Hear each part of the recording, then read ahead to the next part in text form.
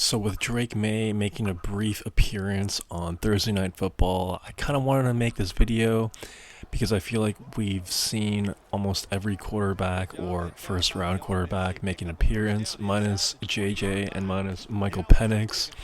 Who knows, we might see Michael Penix later on in the season, but based on what we saw from Kirk Cousins and the overall clutchness of what he orchestrated in that game, we may not see him this year. So I kind of wanted to pull the trigger on this vid now and kind of talk about the rookie QB class and where it stands as of today. I really feel like, I don't know if it's just me, man. I really don't know if it's just me, but I feel like the media and just all the analysts and everyone who kind of has a talking head in the NFL world has been really forgiving of this rookie class so far. We're officially going on to week 3 of the NFL season, and all the rookies combined have 0 touchdown passes. 0, not 1, 0. They definitely do have some picks in there, but they have 0 through 2 games so far with all the QBs that played. Jaden Daniels definitely looks like the best one so far in this bunch.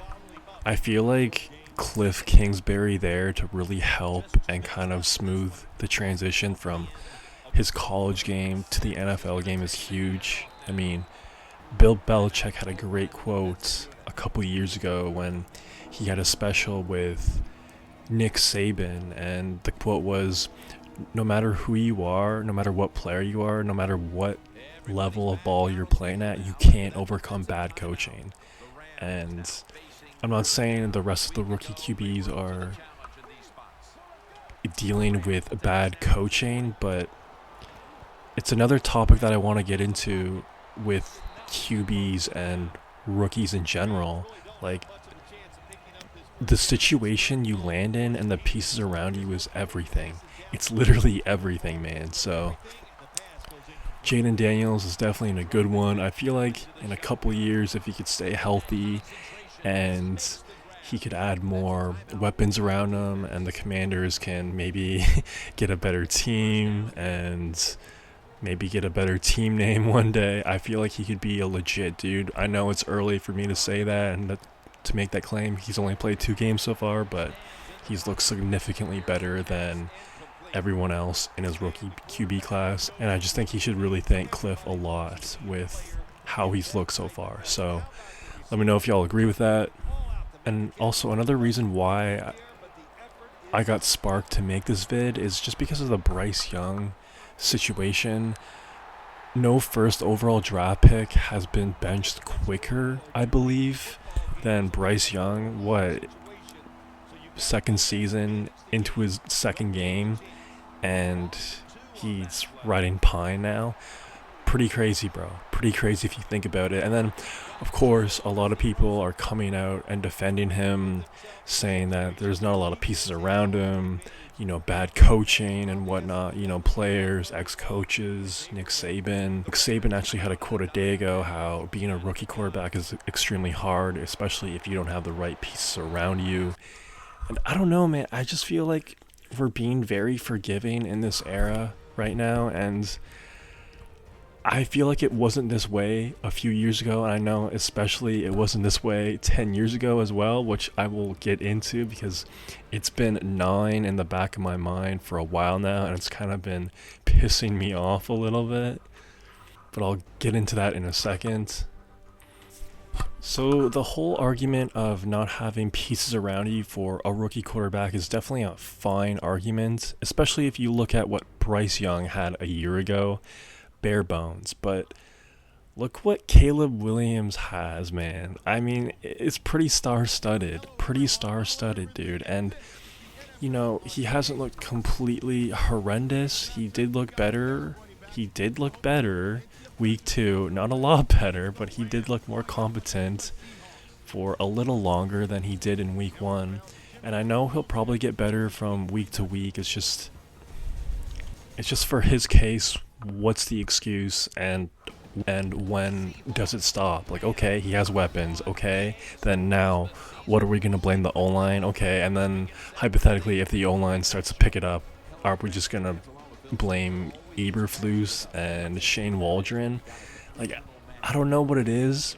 It's just the players are becoming more and more like assets to the league rather than just being players. And I feel like that's why we're not seeing a lot of criticism towards them. I mean, Caleb was making millions in college, and then he comes in, brings a lot of star power, brings a lot of eyes. So I feel like the NFL media is being really delicate with him, and I don't like that because that's not fair to previous rookie QB classes, and I just don't agree with it. Like, he hasn't been that great so far, man. And for all the hype he's gotten of, his player comps going into the combine and then going number one overall, and all the crap he talked prior, his cockiness, like, I don't mind that, bro, but you gotta like back it up. And I know we're only in week 3, but like, I don't know, man, it's just kind of rubbing me the wrong way right now.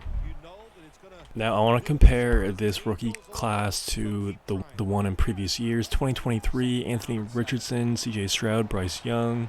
So Anthony Richardson got hurt, so I guess he kind of got a saving grace. You can't really criticize a guy that gets hurt. CJ Stroud was obviously the second coming, and he actually was his rookie year, MVP type of dude. And then we had Bryce Young. So I know a year ago in Bryce's rookie year, there was definitely some criticism towards his way, but honestly, to go number one overall over CJ Stroud, I feel like there wasn't enough, honestly. Like, I know he had no weapons, but bro, he showed nothing.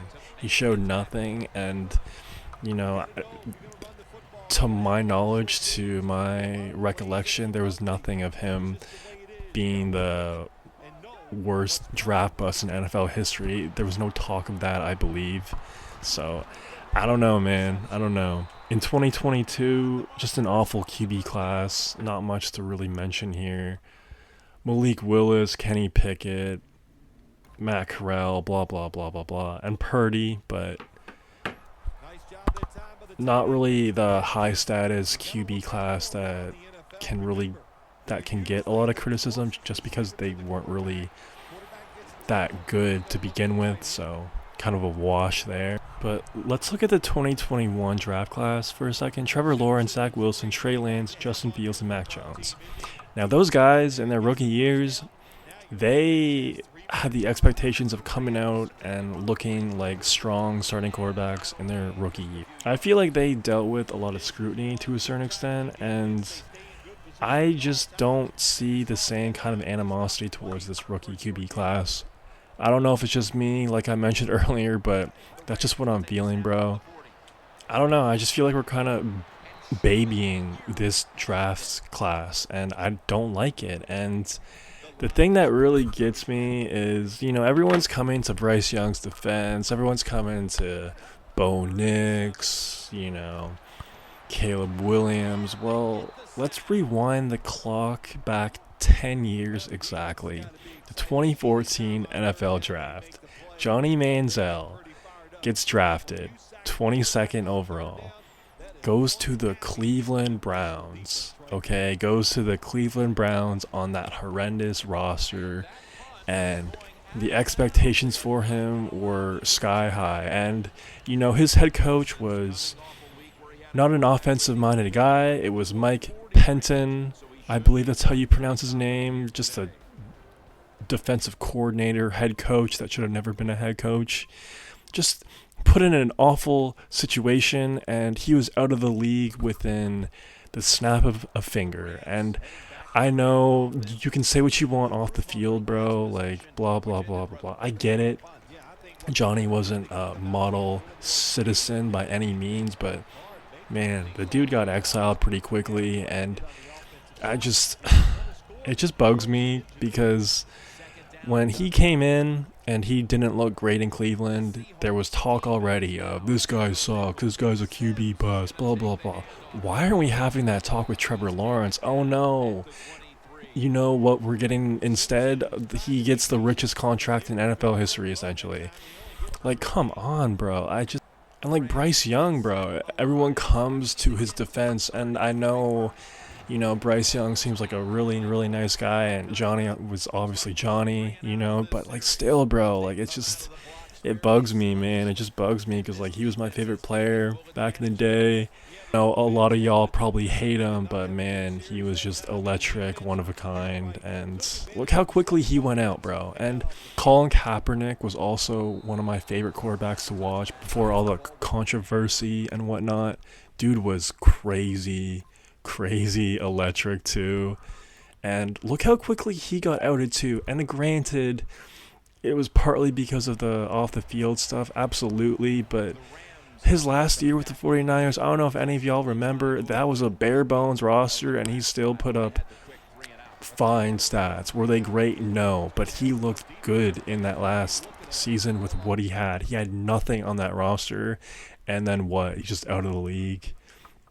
So I don't know, man. I just feel like we're kind of like in a baby kind of generation of NFL QBs and just long, long leashes, to be honest. It just really bugs me, but let me know if y'all agree with me. I just had to get this off my chest, and I don't know, man. I just, like, does anybody really think Bryce Young is going to have a good NFL career? He is the biggest number one overall draft pick in NFL history. Mark my words, bro. He is.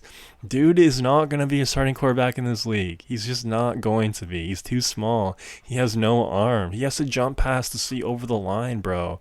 He's really slow as well. He's not like Kyler. People are defending him and whatnot. Like, come on, Johnny was better than this guy, dude. Johnny was better than this guy. Prove me wrong. Anyone who wants to disagree with me, let me know in the comments below. Like, seriously, watch the tapes, bro. Watch the tapes. Everyone feels sorry for him. Everyone's coming to his defense and whatnot. I don't know, man. I'm just kind of over that, and it just bugs me. It just really, really bugs me. But let me know if y'all agree with me, or let me know if you don't agree with me, and tell me why. And yeah, man, that's all I got for right now. Peace.